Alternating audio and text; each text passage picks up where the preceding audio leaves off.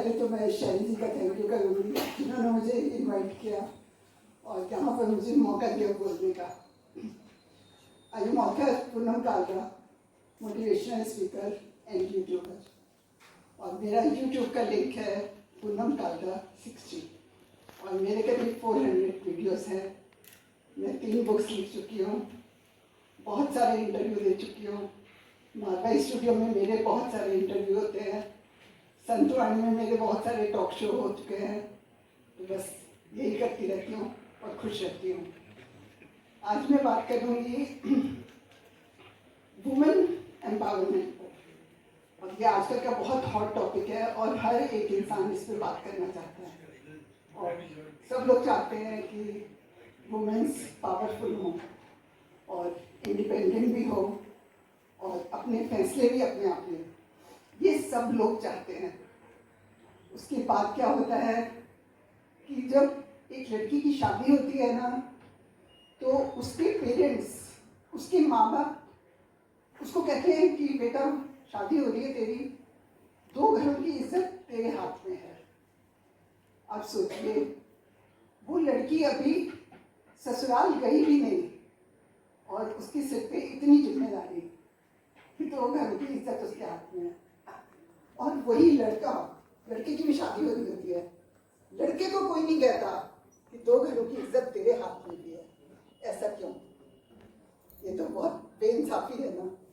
और उसके बाद अगर लड़की किसी लड़के से प्यार करती है और शादी के लिए कहती है और लड़का अच्छा भी होता है, तो भी माँ बाप कहते हैं कि तूने हमारी इज्जत मिट्टी में मिला दी। सोचो, एक लड़की को क्या ये हक नहीं है कि वो अपने जीवन साथी को चुन सके, अपने आप अपनी पसंद का लड़का देख सके? लेकिन आज भी ऐसा नहीं है। मैंने बहुत क्लोज फैमिलीज में ये देखा है। मैंने मतलब ये देखा है, मैंने सुना नहीं, देखा है। और लड़की बेचारी कभी शादी हो जाती है उस लड़के के साथ और कभी शादी नहीं होती, और जब शादी नहीं होती वो लड़की सारी जिंदगी तड़पती रहती है और वो किसी को बोल नहीं पाती। अब मैं आपको बताती हूँ कि मैं क्या सोचती हूँ। मैं सोचती हूँ कि पेरेंट्स को हर लड़की को एजुकेशन देनी चाहिए। जितना वो पढ़ना चाहती है ना, उसको पढ़ाना चाहिए। और जब तक वो अपने पैरों पर खड़ी नहीं हो जाती, और या तो वो बिजनेस करने लग जाए या वो जॉब करने लग जाए, दोनों में से कुछ करने लग जाए, तब उसकी शादी करनी चाहिए। और उसके बाद हर लड़की की ना कोई हॉबी होती है। हर लड़की को कोई ना कोई काम करना अच्छा लगता है। उसके साथ उनको एक कोई उसकी हॉबी जो है ना, वो साथ रखनी चाहिए। जैसे किसी लड़की को योगा बहुत अच्छा लगता है, डांस बहुत अच्छा लगता है, आजकल पैकेजिंग का काम होता है, वो बहुत अच्छा लगता है। इसके छोटे छोटे कोर्सेज होते हैं कि वो करवा दो, कि वो पूरी लाइफ कभी भी एक दूसरी इनकम अगर करना चाहे ना, तो वो कर सके। तो मतलब उसके लिए बहुत ही अच्छा है, उसकी पूरी लाइफ के लिए बहुत अच्छा है।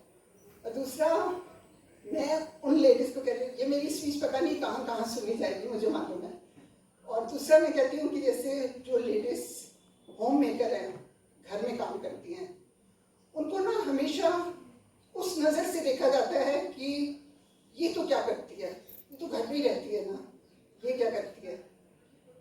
मैं कहती हूँ कि और जब उसको ये कहते हो ना, तो वो लेडी भी अपने आप को ये सोचने लग जाती है कि वाकई में कुछ नहीं करती।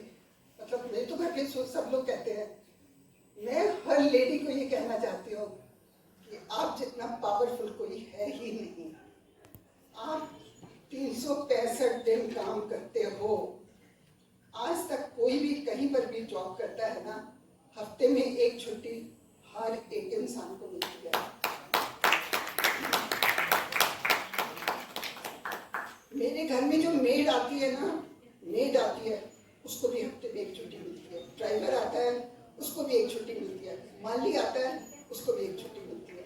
मतलब लेडी की तो आप हालत सोच लीजिए क्या है। उसके बावजूद भी उसको कहा जाता है कि तू करती क्या है। देखो कितनी बड़ी बात है। और सोचो कि लेडीज अपने आप को कभी जैसे होता है ना कि वीक समझती हैं। मैं हर एक लेडी को बोलूँगी कि वो वीक नहीं है। मालूम है आपको, जब हमारी बॉडी में 20 बोन्स टूटती हैं और जितना पेन होता है उतना जब एक लेडी एक बच्चा पैदा करती है ना, उसको उतना पेन होता है। तो वो वीक कैसे है, तो सोचो कितनी पावरफुल है, कितनी पावरफुल है। और दूसरा, हर भगवान को जन्म देने वाली एक लेडी है, हर भगवान को जन्म देने वाली वो वीक बिल्कुल नहीं है। कोई लेडी आज से अपने आप को कभी वीक नहीं समझेगी। और उसके बाद मैंने बहुत सारे लोगों को ऐसे देखा है कि लेडीज होती है ना, कई बार मुझे कहती है कि पूनम हम 4-5 दिन से घर से बाहर ही नहीं निकले, तो समझ नहीं आता कहाँ जाए। मैं ये सच बता रही हूँ, सच बता रही हूँ। मैं कहती हूँ हर लेडी को दिन में 2 बार घर से बाहर जरूर निकलना चाहिए। मैं आपको बताती हूँ कि आप कैसे निकलोगे। एक, आप सुबह जाओ वॉक करने के लिए, शाम को आप जाओ मंदिर, और चाहे आप सुबह मंदिर जाओ और शाम को वॉक करने के लिए जाओ, आपके घर का कोई इंसान आपको मना नहीं करेगा। आपको बाहर की ऑक्सीजन मिलेगी, बाहर की हवा मिलेगी, और सबसे अच्छा कि आप होगे बाहर निकलोगे तो आपको कितना अच्छा लगेगा।